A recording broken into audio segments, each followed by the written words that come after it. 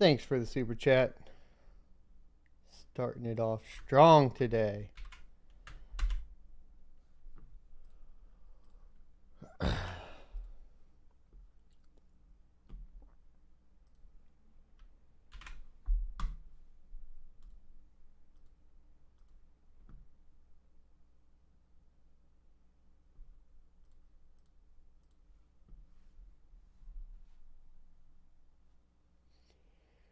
Y'all ever go to the store and they ask you if you want olive oil or virgin olive oil? I'm like, bro, of course I want my oil unfucked.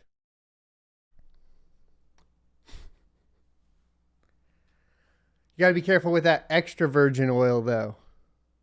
Because, of course, you don't want your virgin oil being fucked. But you also don't need to bring in a lot of drama.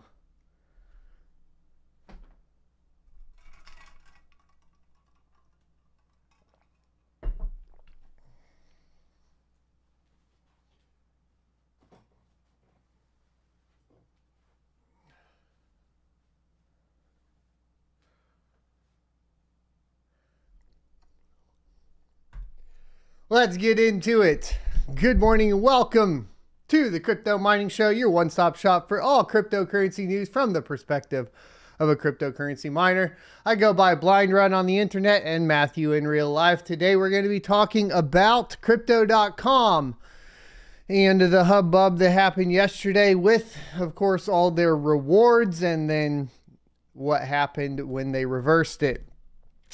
Then we're going to be talking about the new AMD 6650 XT, as well as the 7000 series reduced specifications. We'll be covering a little bit, of course, over the markets and then getting into the mining profitability for the day from my farm, as well as discussing the topic of how miners should approach the merge and should we begin testing. Because the interesting thing about that is that we have to coordinate a test, not with just our community, but the entire crypto mining community surrounding GPUs that are currently on Ethereum. Because if we don't do that, we aren't going to be able to move forward with the post-merge and have a good idea of what may happen. So, before we get into it, I haven't recorded a new ad spot. And we will be talking about Crypto.com today and the rewards cuts that they are performing. That being said, Crypto.com is now the official sponsor of the Crypto Mining Show, and they will be the sponsor moving forward for the next year. And I want to give a huge shout out to them for helping me keep the show alive over the next year, because without them, honestly, because of the keywords being down, because of the views being down, etc., we really honestly wouldn't be able to keep the show alive without them. So that is the statement that I may get into before we go into, of course, my thoughts and opinions on what has happened yesterday with Crow, the dump that preceded it, and then the kind of backpedaling they did on there. Other than that, though, I definitely appreciate them. So please utilize the referral links when you decide to sign up for Crypto.com, because that helps us out. I'm not going to play the Crypto.com ad because the Crypto.com ad is now outdated. As you may know, what we say in the Crypto.com ad is that you can get up to 8% cash back. And that is the policy that they have changed. So we will be recording a new ad. I did reach out to the representative at Crypto.com for some clarification, and we got some clarification. Initially, what it had looked like on original reports is that we were going to see a drop down from 0 to 2% cash back from, of course, the 8%, and this would take effect in June. So I wanted to get some more clarification on that, and that clarification was, of course, extremely helpful, because as you can see here, what I was expecting was something that was going to be pretty bad. Why is dropping down to 0 to 2% bad? Well, It's based on card level. So if you had a low card level, essentially you would be getting no cash back, which is going to be a problem. And then in addition to that, it does hurt it from a competitive standpoint with other card offerings from places like Coinbase that offer 4% cash back, albeit through Algorand, not directly through a Coinbase token or cash back via USD. But that was going to be a competitive disadvantage for Crypto.com. So Crypto.com then decided to go ahead and completely reverse it initially. So this is kind of hard to go through because this all happened in one day. What we saw was a huge dump in the price of Crow, right? So let me pull that up for you guys here. Kronos went down pretty hard. This will show it right here. Yeah. As you can see, from the 29 cents on the announcement down to, I guess, the 26 cents, it really took a huge hit. I think it was even worse than that. Yeah. So up here, 39 cents, all the way down to 26 cents. And then it started to recover. So obviously, why is it recovering? Well, it's recovering because they've backpedaled. The initial idea was that they were going to go ahead and reduce the rewards still, but bring it up higher to where you could get up to 5% cash back. Then they went ahead and, as of reports now, which I'm getting, they went ahead and basically completely reversed it, and staking rewards as of much as 8% will be offered to its card users, the company CEO said. So Crypto.com CEO Chris Marszalek said the firm will continue to offer staking rewards to its card users a day, eliminating the reward program. The decision had led to a vocal backlash among community members on social media, sites like Reddit and Twitter. Most common were negative and critical as reported, while the price of Crypto.com's native Crow token fell by as much as 11% in the hours afterwards. Crypto.com has since backtracked on its decision to fully end staking rewards, where card users lock up Crow for a 180-day period to earn yields. Quote, instead of eliminating card staking earn rates completely, we will offer a more balanced approach. 8% APY for private members, Obsidian, Icy White, and Frosted Rose Gold. 4% APY for Royal, Indigo, and Jade Green card holders, Marszalek said in a tweet on Tuesday morning, referring annual percentage yield, or referring to. The rewards are still less than those offered now, with some users still expressing dismay. Marszalek, however, noted the changes were necessary to ensure long-term sustainability of yields offered on its card product. Crow is down 10% in the past 24 hours. Obviously, last night we had another big pump because we're back over that, by the way. So this is a little outdated. I think overall on the past day, it was down. Maybe it's not down at all. It's back up to 29 cents. What was the up here? 39 cents. Okay, but this was back on the 29th. It's been going down since then. The big drop was yesterday on May 1st, and that was at 35 cents. So not a full recovery, no.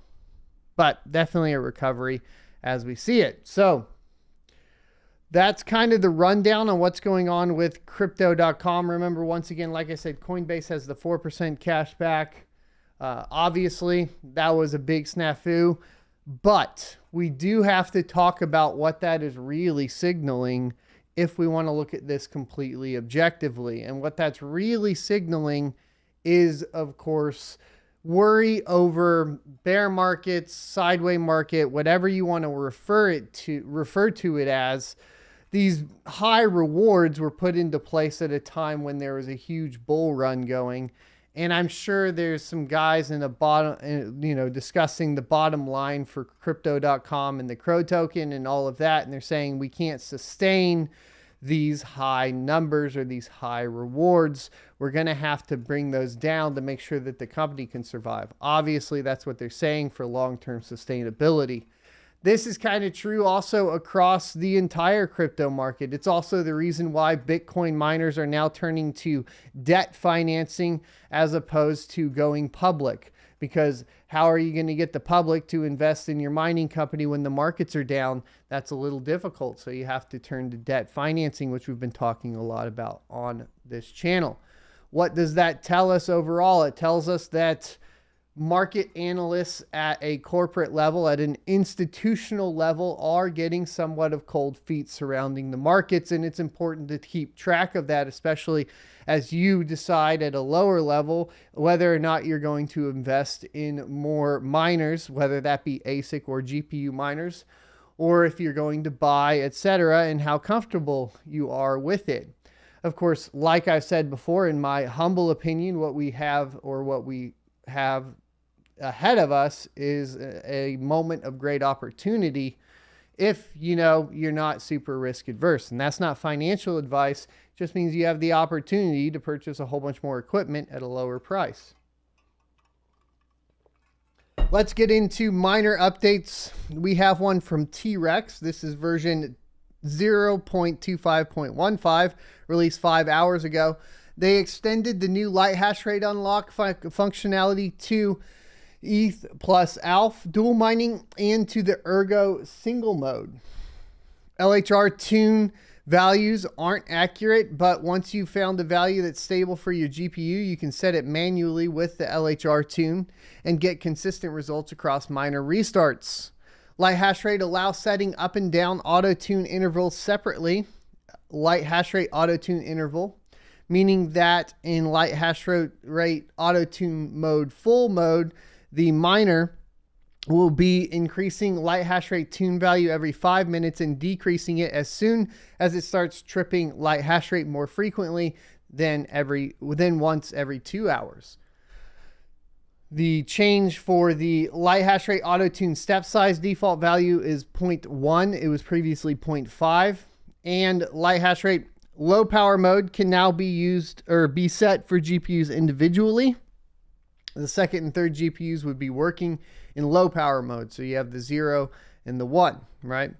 If you previously had light hash rate low power in your config, the equivalent would be power 1 or power 1 in HiveOS. Bug fixes: light hash rate unlocker is more stable compared to 2512, and infinite light hash rate lock loops should be solved now. So you have those options for T-Rex miner, and that is something you should be paying attention to. All right. So new release from T-Rex. Should you be moving light hash rate GPUs to Ergo? Probably not. You do have other options like Flux that is going to perform better on. In an ideal world, what we see with a hash rate split post-merge of Ethereum is we see a lot of the 3000 series, a lot of the AMD GPUs, 2000 series as well, like the 2080 Ti's, etc., moving to Flux, and you see a lot of the AMD GPUs moving to something like Ergo or Ethereum Classic. And that way you start kind of splitting out the hash rate. But of course, as we've seen in the past, that doesn't always end up proving out to be true. But we've also pretty much all been on a single coin for the past few years with Ethereum. Should be interesting to see how this plays out. And speaking of AMD GPUs, we have a new release kind of leak from Power Color on the 6650 XT, and it's a special edition kind of white card here. The newest RX 60X 6X50 XT series is to release in a little over a week, and we have seen some manufacturers already leak their specific designs for the line on the internet.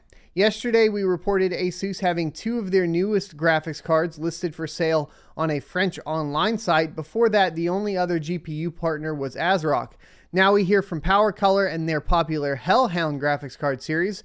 This card is different than the previously announced 6650 XT model. This model will be primarily white with pink accents. This new white variant based on RDNA 2 refresh will have pink accents, a shade reminiscent of the cherry blossom tree. Outside of the color range, it will still share the same heat-seek thickness 8-pin power connector. There is also speculation that the card will maintain the same boost clock of 2,689 megahertz and the 17.5 gigabit per second memory as the company's black variant. So we're still getting that memory boost in the 6,000 or the 6X50XT series, and that's really what we're looking forward to as miners in the next week. The prediction that we have on the RX 6650 XT is going to be 35 mega hash a second. The projected price they're saying is between $379 and $399, which will, maybe not make this as good of a deal as picking up the 6600, for example, because you can get those for $329 and they'll do about 30 mega hash a second after overclocked. But time will tell in the release tomorrow. So that's really kind of what we're looking at. We're just getting more information for the 6X50XT, basically the RDNA 2 refresh line.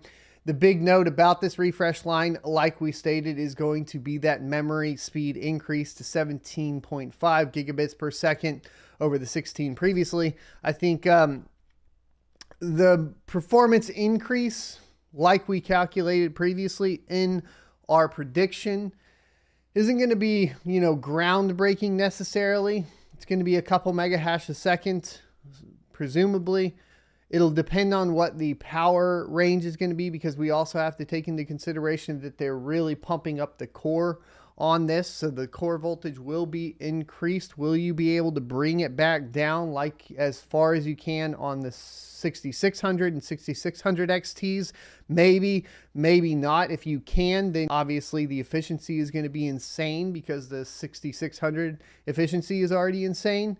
If you can't, then it may skew the efficiency to where it's not worth upgrading to the 6X50 XT from a 6600 due to the pricing, right? So that's really where you're sitting at. Also, AMD could come out and say that the 6X or 6650 XT is going to be a lot cheaper. If they did that, I think then you have something more interesting. I would prefer, or what I would hope to see, is these new refreshes kind of settling back down in pricing. The 6650 XT, I would like to see around $299. I think that's a fair price for it from the gaming perspective as well, especially seeing like how the markets are going back down for just GPUs. The demand for GPUs are back down. I would hope that we see a lower release price for these cards than we've been seeing. If you go to Micro Center, the 6000 series is in stock, just bukus upon bukus of 6000 series. It's even to the point to where if you go to Best Buy, most Best Buys are having 6600 XTs on the shelves ready to go. Should you be buying them as a miner right now? Probably not. Like we've talked about before, you don't have as many algorithm options on even the 6000 series. We will talk a little bit about that though when we get to the Flux and catch up on that, because we did that video last night. But before we get into that, AMD RX 7000 series looks to actually be getting reduced specifications. Coming from WCCF Tech, AMD next generation Radeon RX 7000 series Navi 31, 32, and 33 updated GPU variants leak. A new list of the Navi 31, 32, and 33 GPU variants has been leaked by multiple sources and points to AMD reducing the specifications of the upcoming next-generation Radeon graphics cards. Please note that while this information is anything but confirmed and is almost certainly a rumor with all the included caveats, it comes from sources that have been fairly reliable in the past. AMD appears to have slightly reduced the specifications of the upcoming game-changing MCM-based RDNA 3 next-generation 7000 series Radeon GPUs. Navi 31 taped out almost 5 months ago and was recently spotted in developer changelogs indicating that it is on schedule for a launch later this year. It will be AMD's first GPU that is built on the MCM philosophy, yes, the same philosophy that made Zen such a trump card, and it will be an undisputed game changer for the GPU industry. Before we go any further, here's the list of SKUs that was leaked by Kepler, a source that has proven to be fairly reliable in the past. And you can see some of the specifications there. I think they're going to just sum it up for us, though. As we can see, the top AMD Navi 31 MCM GPU has been reduced from 60 RDNA workgroups to 48, with the CUs brought down from 120 to 96. What this essentially means is that the RX 7900 XT, or whatever AMD ends up calling it, has gotten its specifications slashed from 15,360 to 12,288 stream processors. There could be multiple reasons for this, but the most likely one is yield. The more you reduce the final specifications of the product, the less die you have to throw away for yield purposes. Now, this could be good news for mining on the 7000 series GPUs, because the lower amount, right, of processors in the card in general should mean lower power consumption, at least on algorithms that are memory intensive, right? So that's kind of what you're on algorithms that are memory intensive. Similarly, the Navi 32 has been cut down from 48 Radeon work groups to 32, and CUs getting cut down from 80 to 64. This brings the stream processors down from 10,240 to 8,192. This GPU will be featured in the upcoming Radeon RX 7700 XT GPU, or whatever AMD decides to call it. Last but not least, the 33 GPU, Navi 33, which is actually not an MCM GPU, has been cut down from the 20 Radeon workgroups to 16, and CUs have been reduced from 40 to 32. This brings the stream processors down to 4,096, which is AMD's favorite number for mainstream GPUs for a while now. This will be featured in the 7600 XT GPU series. So here's the thing. AMD's RDNA 3 series is going to be a game changer and probably the first to market with a multi-chip module design. That's what MCM stands for. Sorry, I forgot to clarify that earlier in the article. I assume you guys, a lot of y'all that watch the channel, though, already are aware of that, but we need to clarify that for those that are new. We have been told to expect performance figures up to 92 teraflops, assuming a 3 gigahertz core clock rate. However, the Navi 31 flagship will put roughly 73 teraflops of single precision compute. If we assume that 92 teraflops figure is correct, then the card must be clocked at close to 3.74 gigahertz, which is absolutely bat poop crazy for a GPU. I agree. That's nuts. Gray Moon did say that he expects the performance goals to remain the same and, quote, may even be higher, end quote. So we won't be reaching any conclusions till things get clearer. Meanwhile, NVIDIA's upcoming Ada Lovelace GPU is rumored to be gearing up to put out a massive 100 teraflops of power. So there's definitely a GPU war brewing. This will be the coolest generation, I think, of competition that we've seen between AMD and NVIDIA in a long time. From the mining perspective, though, if I had to take a bet between Ada Lovelace and RDNA 3, I would lean towards RDNA 3 with the 7000 series, especially seeing that they are cutting down and getting more power efficient here on the stream processors. And if we're talking about like just core intensity, maybe AMD does get a somewhat of a comeback here with those massive potential core clocks. 3.74 gigahertz would be super cool. I think it would also be very power consuming, but we are seeing it kind of be reeled in a little bit compared to what we were expecting with RDNA 3. If I was a betting man and I had to determine basically what GPUs that are launching would be best overall for mining, right? Or most efficient, I would probably lean towards in the number one slot, the Intel Arc series, just because of that fat bandwidth that we got coming in at a low price. Then I would bump down to the Radeon RX 7000 series, and then I would bump down to the RTX 4000 series from NVIDIA. Now, My assumption too doesn't include the fact that we do have to take into consideration the new power standards for ATX 3.0. Both RDNA 3 as well as Ada Lovelace are expected to need to utilize the new 12-pin PCIe 5.0 power standard. That requires new power supply updates. And while there will be adapters from, of course, these 12 pins to like 3 8-pins to hook up to an ATX 2.0 standard power supply, you want to be very careful, especially on the Ada Lovelace side, as we've seen, of course, the concerns surrounding power spikes. And those power spikes could, of course, damage your ATX 2.0 power supply a lot more easily than the ATX 3.0 standard, which will have capacitors ready to handle those spikes. It also means for mining that you would basically have to upgrade all your power supplies to move up to it. And we don't even have a power supply that's been announced yet that runs on 120 volt. We only have 200 to 240 volt announcements from MSI so far. So suffice to say, this new standard is going to be super interesting, and we're really, from a mining perspective, waiting on what the power supply options are going to be to see if it's even possible to build a rig with the new GPUs. All right, market moves. Let's go ahead and get into it because we are going to start covering this every day, just a little bit for you guys.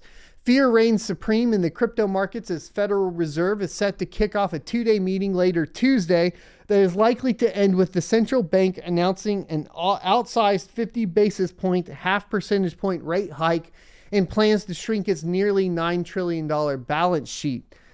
What should be happening from Bitcoin's perspective is it should be skyrocketing in response, in my humble opinion. But like we've talked about, unfortunately, we have not seen that split between the way people view Bitcoin and the rest of the crypto market. And it does follow to a certain extent the stock market. So short term probably will be this way. Bitcoin's put call skews, or implied volatility of calls minus puts, continue to hover above zero, indicating stronger demand for puts or bearish bets. Quote, put skew retains a strong bid, end quote. Adam Farthing, chief risk officer for Japan at crypto trading firm B2C2, wrote in a market update published Monday. Quote, risk reversals are better bid against for puts, and reflecting both the oversupply of call side volume and the general macro concern that further USD strength will correlate with higher generalized volatility. Data tracked by the crypto derivatives research firm Skew show the 1 week, 1 and 3 month put call skews continue to march higher. The 6-month gauge has come off from 6% to 3% in recent days, perhaps a sign of renewed optimism about cryptocurrency's long-term prospects. Quote, we're seeing consistent buying on late 2022, early 2023 options, which tells us that investors are feeling a little gloomy now, but hopeful for later in the year, end quote. Michael Safai, managing partner at crypto propriety trading firm Dexterity Capital, said in an email, quote, perhaps the expectation is by then the results of the Fed's rate experiment will be clear and macro sentiment will improve. So Safai added that the upside momentum for Bitcoin will need to come from stock performance. The stock market's near-term prospects look bleak as expected. Tightening by the Fed is likely to cause demand destruction. The global manufacturing activity measured by the Purchasing Managers Index has slipped into contraction, as the Daily Shot tweeted. Per B2C2, crypto's dependence on equities looks elevated this week as the Fed, BOE, and RBA are scheduled to announce rate decisions. Further, the all-important U.S. non-farm payroll figure will be released this Friday. A big number could be interpreted as enabling Powell to hike more aggressively this year, end quote, B2C2's Farthing said. Traders looking for clues of whether Bitcoin will bounce to 40,000 or drop to 37,000 should keep a close eye on Bitcoin's 4-hour chart, Relative Strength Index, the RSI. That's according to technical analysis by Nick Mancini, analyst at crypto settlement analytics platform Trade the Chain. Quote, since mid-April, 4-hour Bitcoin's RSI has been hovering beneath the current trend. It is currently testing the trend, but has yet to make up its mind. End quote. Mancini said in a weekly newsletter shared with CoinDesk on Monday. Quote, if RSI is rejected again, along with the sediment.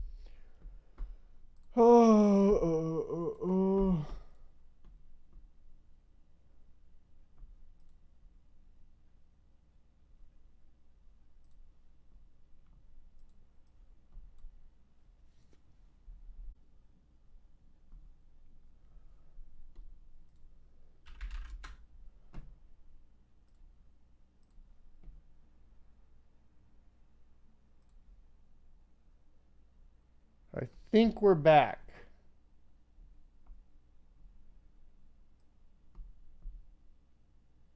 Boom. All right. So we had a quick little drop down, but I think that we are good to go. Let me get chat back up here and all of that sort of thing.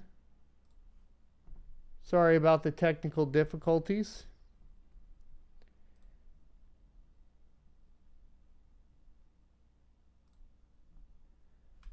I'm not sure exactly what happened. Maybe we're getting DDoSed by the Fed.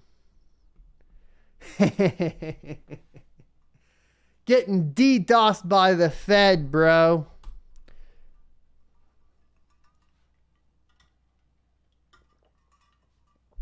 DDoSed by the Fed. All right. Those jokes aside. Jokes. Let's get into finish the market wrap up. Cardano addresses holding 1 million to 10 million. Cardano have increased their balance by 196 million coins in 5 weeks, according to data tracked by blockchain analytics firm Sentiment. There we go. The renewed accumulation by whales after a 7-month period might put a bid under the battered cryptocurrency. Cardano recently dipped to 73 cents, the lowest since February 2021, according to CoinDesk. Anchor protocol shifts dynamic earn rate. Terra-based lending and borrowing protocol Anchor is moving towards a flexible and dynamic deposit rate, abandoning the long-held policy of offering a fixed rate around 20%. And remember, we talked about this yesterday. Let me get it up. So the big one, of course, I believe it was,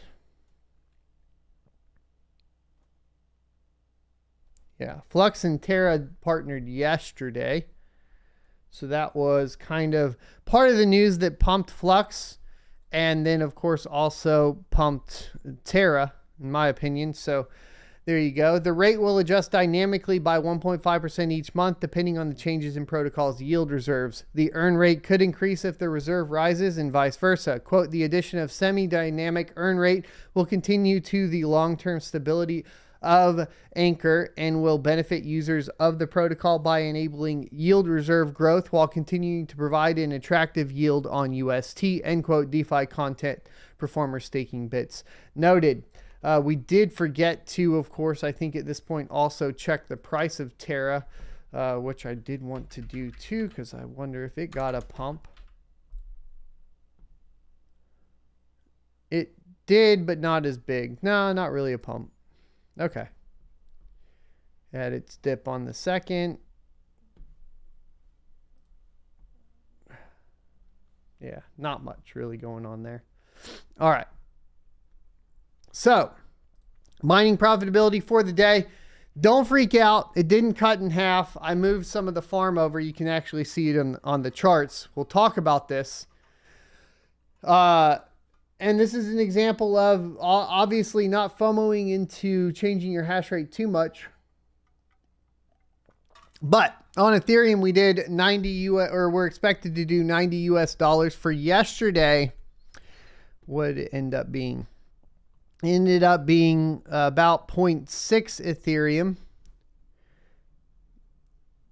And then that payout was at 4 a.m. And then we are expected with 2.5 gigahash a second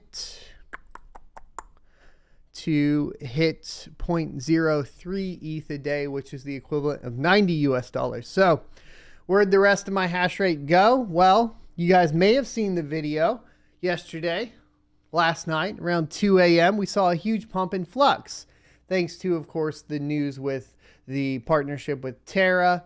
And then also some people are apparently preparing for a snapshot that will happen in 5 days. There's a few things going on with Flux.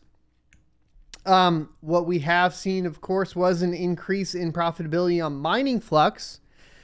Is it as good as expected, I suppose, would be the question. So let's get into that. We moved essentially half of our hash rate over to Flux, pretty much all of the NVIDIA GPUs, to go ahead and start taking a look. And as you can see here, our 24-hour expected reward is 49 US dollars and 31.89, of course, coins.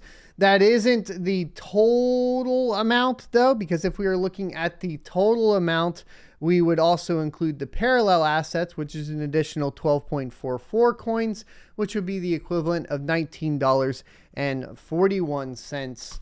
And then at that point, we also have the rest of the parallel assets here, which would be equivalent of basically 12 Flux a day once they release. But we do have the Terra one presumably coming in soon, so you will see essentially a little bit more yield from another additional added parallel asset, but there isn't an announcement of when that will be launched quite yet. As you can see so far, since we put these online at 2 a.m., they have done 10 coins and 15.85 in US dollar. It's 10 a.m. now, so this is about 8 hours of work for 10 coins.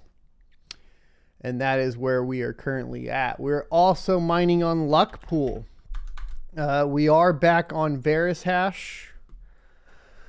The reason being is I already had Flux flight sheets ready for all those GPUs that also have CPUs in them. So we were doing some Bitorium. We were doing Bitorium until, you know, of course, Rabid decided to make a video about it, and then we stopped Bitorium. Basically how that went down. We're back on Veriscoin. I do want to still continue to work on setting up the staking node. I actually created the VM yesterday, but I was too tired to really go through and configure it all at this point. All right, so what else we have is essentially we'll take a look at mining profitability for the 3090. We'll fix the Zelhash hash rate out here and calculate that out. And you have Ethereum at $3.57 a day after power, and Flux has dropped back down to $2.72 a day after power if mining directly. If renting out Zelhash, you're at $2.96 a day after power. It's about 71% of what you could expect on Ethereum, and that's 10 cents a kilowatt hour. We will go ahead and check just in case the 3080 Ti. Oh, let's fix this as well because it'll do 110. Calculate that out. It's $2.98 a day on the light hash rate 3080 Ti for Zelhash rental, which is beating out Ethereum still, which is at $2.81 a day after power. However, if you mine directly for Flux, it's only at $2.73 a day after power. Now, of course, it is important to note that while What2Mine does calculate parallel assets, it only calculates active parallel assets. So the current 5 that are in deployment. We already know whatever parallel assets you're stacking up is going to get a pretty nice little kind of airdrop basically from Terra. So that should be coming here soon. And then we'll have 4 more parallel assets that you're also continuing to stack while you mine. So there is potential for essentially about another 20% of revenue as these parallel assets are added to the network. How fast that happens though is kind of always up in the question, right? Like we don't know for sure. Let's look at the rest of the coins on the 3090 though. We have Cero at $2.65 a day after power. Equilibria at $2.75 a day after power. Z Classic at $2.47 a day after power. Conflex at $2.27 a day after power. Then we scroll down a little bit more and we got Ravencoin down here at $1.83 a day after power, and Ergo way down at $1.80 a day after power. I'm going to give you guys a little tip here and just click over here. I'm not going to say anything and you can rewind the video or take a look if you want. This is my little hint gift to you all about something that I'm looking at. No more commentary on that. Let's look at hash rate, difficulty, etc. Bitcoin is still sitting around 235 exahash a second. Difficulty continues to climb as expected. If we take a look at Ethereum, we're at 1.09 petahash a second. Not a lot of people hopping off of Ethereum at this point, and we're going to talk about that too here at the end of the video. Ethereum Classic, we are at 25.22 terahash a second. There was a little bit of a pump on Friday to 27, and then it came back down. Flux, elephant in the room. Let's look at it. We are up from 2 to 2.26 mega solutions a second. This is actually good news because what we are seeing is a 20% increase in the hash rate of Flux, and it's still more profitable than it was yesterday. So even though the price of Flux has come back down a little bit, down to around the $1.50 range, even though we have a ton more hash rate that has come onto the network and we've seen some of the difficulty response to that, it does appear to be maintaining a 20% increase in hash rate, and that is good news. That's what we want to see. These are all positive notes. This is kind of what we're looking for. You know, we talked about this with Ethereum Classic kind of being able to take up that hash rate and hold it. Unfortunately, the fifthening really hurt Ethereum Classic pretty badly because unfortunately the timing is in the bad part of the super cycle, right? Let's look at Ergo. And Ergo is down to 16.14 terahash a second, actually down quite a bit, but the difficulty is remaining relatively steady, a little bit more steady than it has been in the past, even with the volatility within the actual hash rate that's going on. Let's take a look at Ravencoin. Ravencoin at 3.22 terahash a second, still slowly decreasing in difficulty over time. Nothing too crazy happening here. I do want to look at some things like Cero, because Cero was more profitable than Ethereum as well yesterday for a little while. And it looks like some people did catch on and start mining it, which is probably why the difficulty spiked over here. And then, of course, the profitability went down. So it does look like, from my perspective, Cero did end up doing okay so far, though, because the profitability didn't dip extremely low, right? We look at it, it's at 265 a day. Now, yesterday it was up there on light hash rate GPUs above Ethereum. Let's look at that on the 3080 Ti again. It's not even anywhere close. So it was pretty much almost, I think, yesterday on the 3080 Ti at $3 a day. And it's ProgPal and a privacy coin. So I'll mention that again too. Take a look and pay attention to privacy coins. Cero here, Ryo here, Firo here. That's three. It's three right there in the top. 1, 2, 3, 4, 5, 6. 50% of the top coins are privacy coins. Pay attention to the privacy coins. Things are going to get really interesting. All right, so mining pool profitability for the past 90 days. Flex pool in first, mining pool hub in second, F2 pool in third. For the last 60 days, Flex pool in first, mining pool hub in second, F2 pool in third. For the last 30 days, Mining Pool Hub in first, Flex Pool in second, Crazy Pool in third. For the last 21 days, Crazy Pool in first, Mining Pool Hub in second, Flex Pool in third. For the last 14 days, Mining Pool Hub in first, Flex Pool in second, F2 Pool in third. For the last 7 days, Mining Pool Hub in first, Flex Pool in second, F2 Pool in third. For the last 3 days, Mining Pool Hub in first, Flex Pool in second, Crux Pool in third. And for the last day, ZET in first, F2 Pool in second, Hivon in third.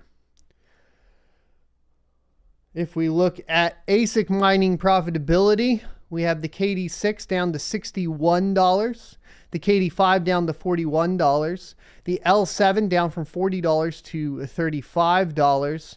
And if we scroll all the way down and look at the S19 Pro, we are at still around $12 US. So that's pretty much the ASIC mining section going on here. Now there is a new Ethereum, I believe, iPolo as well. Where'd it go? On BT miners. And I'm not seeing it yet. Let's look here. What can we do? No, I wanted to view more, baby. Show me more. There it is. You got to click into it. But I saw this the other day. 300 mega hash a second. For 4,300 US dollars for ETH and Ethereum Classic, and the power is ridiculously low at 190 watts.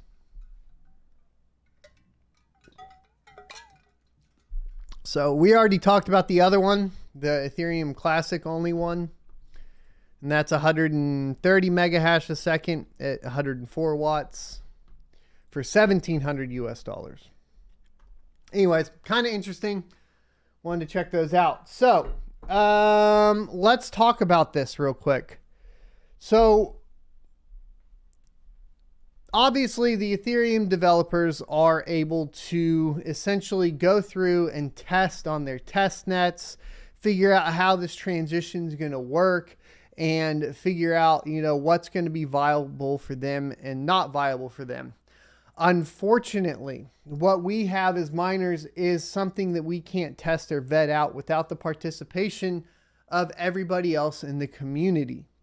So what I would like to coordinate here is going to be some sort of community test where we all commit to essentially getting off of Ethereum for about 24 hours to whatever coin that you think you're going to move to, right, post merge, and start to feel out how these networks are going to respond.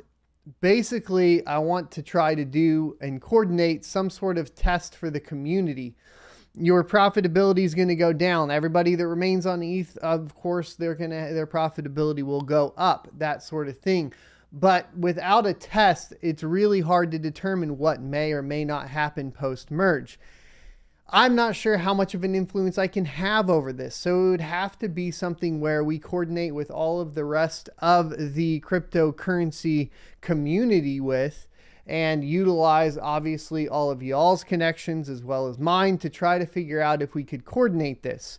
My proposed date at this time would be for May 13th, 2022.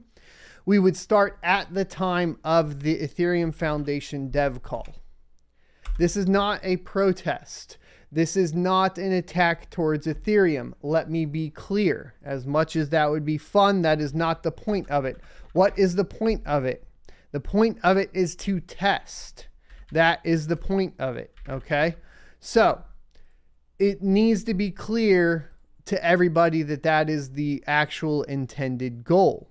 It's not, once again, to do something along the lines of, you know, a protest, because this is happening no matter what. But because it's happening no matter what, we need to coordinate something to start to get a better idea. Some suggestions I would have, if we can coordinate this, would be doing things that make sense, like not putting AMD GPUs on Flux, for example. Okay. So we would coordinate to where maybe you have some AMD GPUs, maybe you have some NVIDIA GPUs. You could take your NVIDIA GPUs, the RTX 3000 series, put those on Flux. Sure, Cortex maybe, right? Cortex is another one you could do. That is all up to you, as long as we move everything off of Ethereum and get an idea of how these networks are going to respond. I'm going to be talking about it every day running up to it for the next 2 weeks. We'll be talking about it on the live show every day to try to get as much information out there to everybody. And basically, I want to do it, like I said, next Friday, not this coming Friday, but next Friday for 24 hours. We all move off. We take the hit on the profitability, and we figure out if this is what's going to be sustainable, what networks are most sustainable. We'll get a better idea. Then we'll follow it up on Saturday with a video covering what happened, right? How much hash rate did we really pull off of Ethereum? Was it even successful to a small extent? Can we even get 20% of the hash rate off of Ethereum? But the good news is, to give you guys another idea, is that yes, we already know large mining firms, large GPU mining firms like Hive, etc., probably not going to participate in this. Although I would encourage them to participate in this, because it will affect their future business plans as well. In fact, I will be working on emails to the larger GPU mining firms to encourage them to participate. But I doubt that that will happen. But maybe we can get an idea of what happens to some of the smaller coins with the home miners, and that would be useful information as well. Once again, this is future prepping. This is not an attack on Ethereum. If we do it on May 13th, it will be obvious that we are looking for something else, right? Sure, we're a battered housewife of Ethereum, and we're going out and playing the field a little bit. That's what's going down, okay? That is, I couldn't think of another. It's such a terrible, but it feels like, you know, they're beating us up. We got to prep. You know, they're breaking up with us, and we can't just sit here and continue to live our lives like we're going to be with them forever, because we're not. We need to get out and play the field a little bit and see what our options are, all right? We got to start figuring out, and the only way we're going to figure that out is by doing this. Also, to people saying fork ETH, you can't fucking do it, so stop saying it. It's stupid. Doesn't work because they have the difficulty bomb going off. It'll just be poison pilled and it'll never work. The difficulty bomb has already gone off. Let me be clear, okay? So, because the difficulty bomb has gone off, I suppose maybe if you had some developers that would work really hard and the miners actually tried to do it, it's not going to happen though. It's basically, they literally poisoned the chain intentionally so that you couldn't fork it. That's what they did. There's already a fork too. There's already Ethereum Classic. So if that's your goal, move to Ethereum Classic, right? On May 13th, as soon as the dev call starts, we'll live stream it. I'll switch all my rigs off. I'll encourage you guys to do it too. Other suggestions, AMD GPUs could go to Ergo or Ethereum Classic. Or maybe you're interested in Cero. Maybe you're interested in Ryo. AMD cards will work good on there as well. NVIDIA cards, Flux, Ravencoin. If you really want to, Cortex, right? Or maybe you just want to move everything to one coin and it's Ethereum Classic, because that would be really, really easy to move over. Ethereum Classic would by far be the easiest thing to just transfer to, okay? So there you go. That's what I'm going to do on the 13th for 24 hours. I would encourage everybody else to do it. Yes, profits will be bad that day, but at least we'll know how bad they're going to get potentially, right? That's the point. And that's what we really need to get to, is we need to know how bad it's going to be, because if we can figure out how bad it's going to be, then we can make business plans for post, and we can all do it together. But it only really works if a lot of us do it. Not everyone has to do it, but a lot of us have to do it for it to work. Let's get into questions and answers for the day. I got about 10 minutes here. Super chats never required, always appreciated. It helps support the channel. Other than that, tagging @SonOfATech will turn the message orange. I don't have the entire chat list because of the disconnection we had earlier. Losing with Larry says, @SonOfATech, I'm game. I'll throw my 5.7 gigahash for a week at something else. I don't care. We just need 24 hours at least to get an idea, I think. That should give us enough hours to see how the networks respond, except for Ergo. Let me think this through. We'll be talking through this a little bit more, because if people switch to Ergo, we're not going to have a good idea for a couple days, like 3 days. It may mean that we have to go May 13th all the way through May 15th. Depending on how many people actually move to Ergo.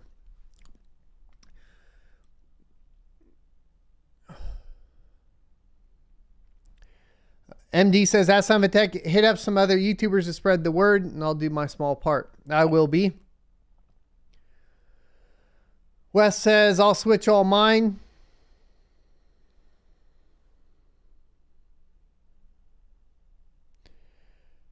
August says, @SonOfATech, can you talk about flux snapshots and why those are important to pay attention to and how they impact the price? Sure. They don't. The big impact yesterday, to be clear, by the way, was the Terra. It was not so much the deal, but a snapshot. So in traditional IT, a snapshot is when you take a system of software, of code, or whatever it is, and you back it up. Now, as opposed to that for Flux, it's a little bit different, right? So, or as opposed to that for cryptocurrency in general. Let's get this going up. Where's there? I thought I had a good article on this. Maybe I didn't.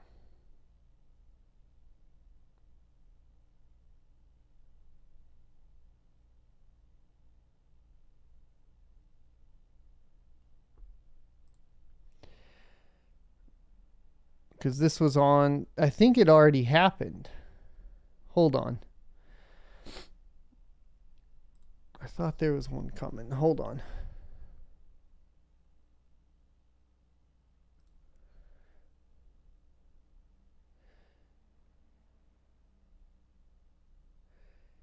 Here's the end of the story. It's because of Terra, and I can't find the actual article.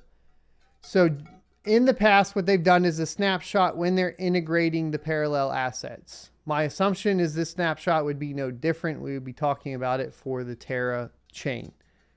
I'll get details for you guys and make a separate video. I don't have enough to speak on it right now. I don't know. It is what it is.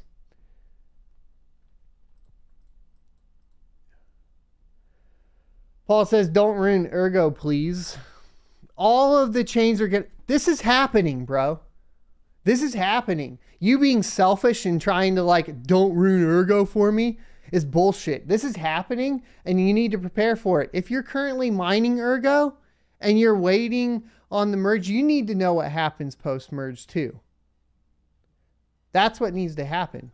It has to happen. Let's, like, all of us are going to have to work together here. We all have hash rate that has to move. Everybody that's mining other stuff like Flux and stuff too, they're going to be impacted by this as well. We have to work together, guys. Pohig Mining says, @SonOfATech, pick a chain and post your address. That day I'll donate 3 gigahash to for the cause of the channel. All right, we'll work on more details for that. Thanks for the offer. Brody says, @SonOfATech, what about 48 hours? It could take time for people to switch. Yeah, I'm actually thinking about how many hours we want to do it for. It may be the whole weekend, because for Ergo, to see how the Ergo network would be affected specifically, you would need about 3 days. So we would want to basically have a screenshot of that specifically. Andy says, as Tech, the cost to make a Bitcoin is calculated by big Bitcoin mining companies who may have a role in controlling the price. I've heard this argument. The question is, how much does it truly cost? Yes. So Bitcoin, this is bouncing around. Sorry about that. The price of Bitcoin is directly related to the cost of the energy that goes into creating or minting a new Bitcoin, which is why, of course, the super cycle directly influences the price of Bitcoin, because it is based around the halving of Bitcoin. What is the halving of Bitcoin? The halving of Bitcoin happens every 4 years, and it reduces the newly minted Bitcoin by 50%. So if it was at 6 right now, on the next one in 2024 and 2025, it'll go down to 3. That obviously reduces the amount of newly minted Bitcoin that is being paid out to miners, thereby increasing the price of Bitcoin because the miners have to pay for their electric costs. Game Shark says, I'm on NiceHash, so would it make a difference, or do I have to direct mine? You would have to turn off the Ethereum algorithm. John DeLuca says, that's Tech, if I want to gain 1K of flux for a node, am I better buying the coin directly or mining with NiceHash? The last calculation we ran showed that you would be better off renting Hashrate on NiceHash. Talon says, as Tech, that's a great idea. I'm going to be out of town, but you have Hive OS. There you go. Aggregator Visual says, as Tech, make a poll to see where your audience will go. Yeah, we could do that real quick. Let me see. So you just want to see where they think they're going to go, right? Oh, why is this not working? And it turned off monetization? What a beast. All right, that's great. Today's stream was not monetized. Son of a biscuit. That's no fun.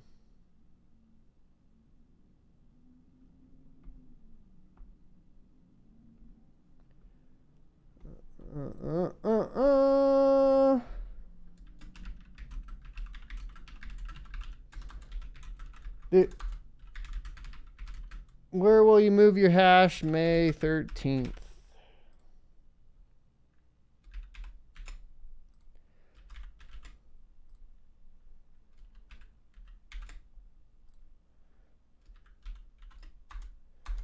I don't feel like there's enough options here. I have Ethereum Classic, Flux, Cortex, Ravencoin. No, Ergo instead of Ravencoin. I don't know. Something like that. Thanks for the $9.99 super chat. Says, this feels like a protest and I'm all about it. It's not a protest. It's literally a test. Like a protest. What you can't, like, we're not protesting the inevitable.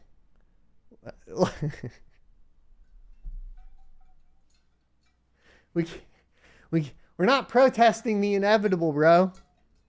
We're trying to figure out what we're going to do.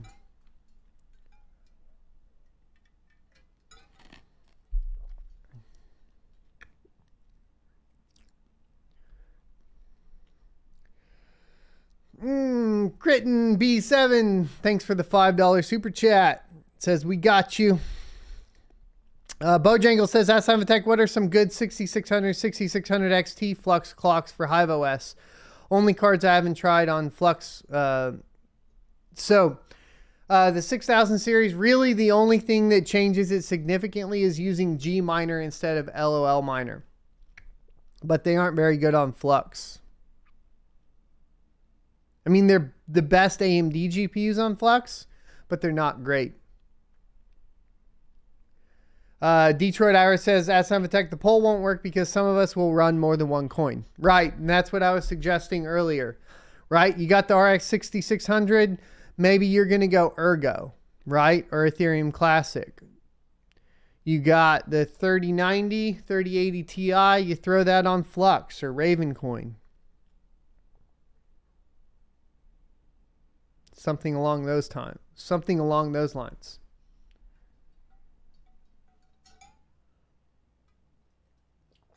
All right, so the date will be set for May 13th. It looks like 50% of you all are going to go to Flux, 33% to Ethereum Classic, 2% to Cortex, and 14% to Ergo.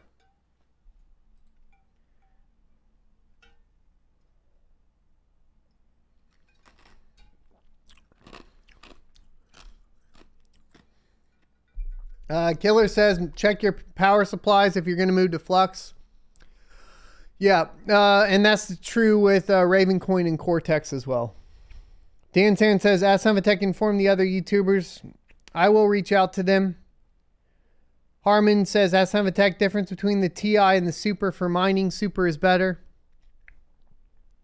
499 Super Chat says, ETH devs, no 20-second block times 1 week later. You know what? F it.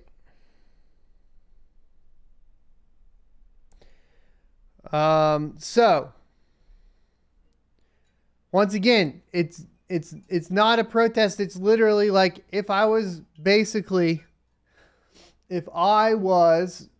working on a massive migration, because remember guys, by trade, I was a cloud solution specialist. Usually we would have test environments.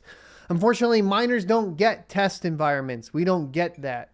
So this is a very unique use case. We don't get the test environments that the devs get. We don't get that stuff. We just get to get screwed over. So we're going to try to do our best to try to test it out and see how bad it's going to get screwed over. That's the idea. Paul says $20 Super Chat V for Vendetta. Is Conflux a viable option? Potentially. Game Shark says, ask Semphatech, do you think any of these coins will lower the wattage or energy required at any point? Ergo's the lowest power consumption. That would be your option. Ethereum Classic would remain par. Ergo would lower your power consumption. Flux, Ravencoin, Cortex would increase your power consumption.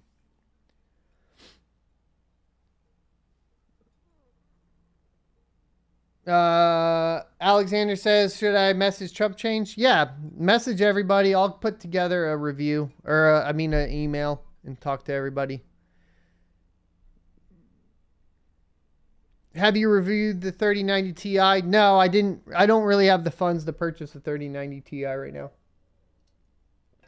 frankly. Tony says we won't make a dent. That's possible.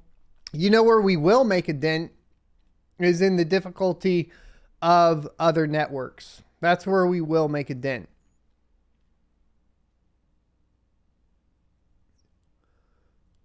We'll really quickly figure out which ones will end up getting taken down by home miners by themselves.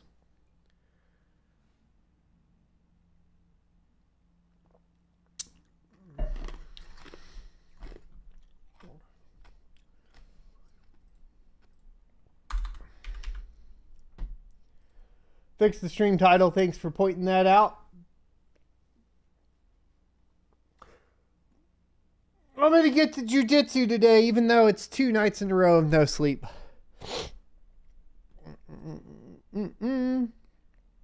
Thanks for watching, everybody. Hit the like, comment, subscribe, and the notification bell. Thanks for all the support on the channel.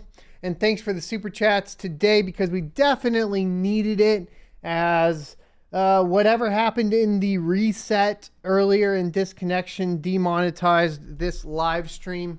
It's remonetized now, so views going forward will be monetized, but that definitely does hurt the revenue for the channel. Unfortunately, I guess that is just something that happens, so it is what it is.